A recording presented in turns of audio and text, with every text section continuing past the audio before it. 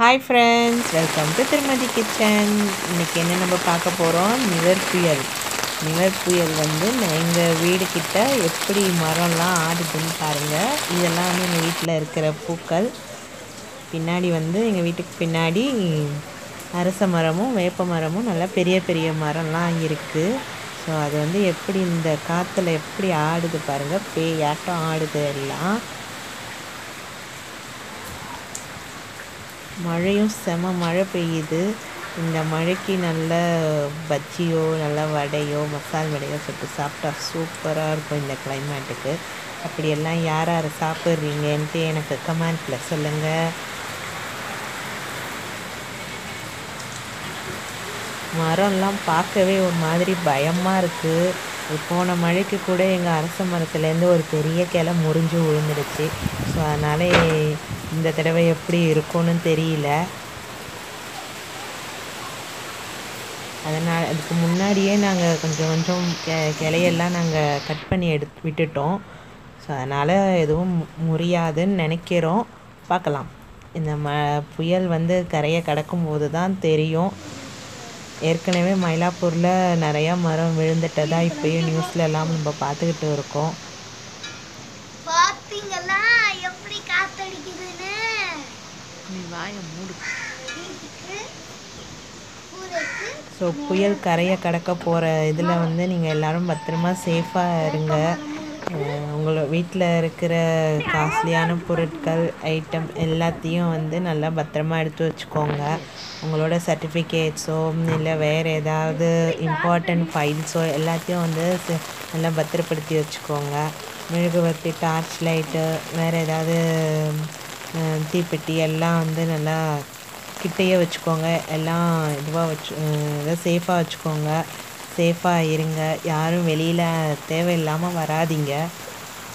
பாருங்கள், இது எங்கள் வீட்டில் இருக்கிற தேன்பூச்செடி.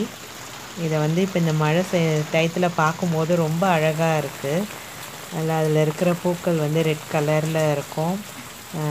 இந்த ரெட்டும் க்ரீனும் சரியான காம்பினேஷன் இது.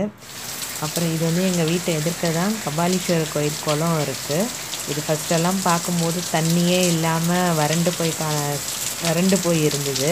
அது பார்க்கவே ஒரு மாதிரியாகவே இருந்தது. இப்போ பார்த்திங்கன்னா சூப்பராக இருக்குது. பார்க்கவே குளம் வந்து என்ன சொல்கிறது, ரொம்ப அழகாக இருக்குது. பாருங்கள் எப்படி இருக்குது பாருங்கள் குளம். அந்த சைட்லேருந்து அந்த கார்னர்லேருந்து தண்ணி வந்துக்கிட்டு இருக்குது. அந்த கார்னர் 4 மூலையிலேருந்து தண்ணி வந்துட்டுருக்கு. இப்போ எங்கள் வீட்டு பக்கம் கூட ரோடெல்லாம் புதுசாக போட்டு தண்ணி போகிறதுக்காக நல்லா குழாயெல்லாம் போட்டு நல்லா பண்ணி வச்சுருக்காங்க. ட்ரைனேஜ்லாம் போட்டு இந்த ரோட்டில் வர தண்ணியெல்லாம் அந்த குழா வழியாக கோயில் குளத்துக்கு தான் போகுது. சூப்பராக இருக்குது. பார்க்கவே குளம் இப்போ வந்து ரொம்ப அழகாக இருக்குது.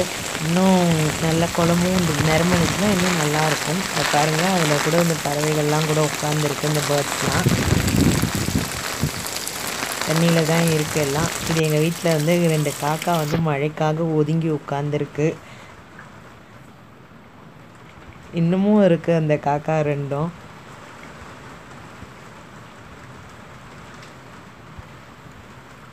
எப்படி பெய்து பாருங்கள் மழை. எல்லோரும் சேஃபாக இருங்க.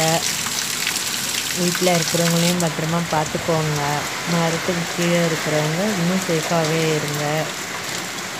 ஏன்னா எங்கள் வீட்டில் போன மழையிலலாம் 2 முன்னாடி இருக்கிற மரமும் முறிஞ்சு விழுந்தது, பின்னாடி இருக்கிற மரமும் முறிஞ்சு விழுந்தது. ஸோ அதனால தான் சொல்கிறேன், பி சேஃப்.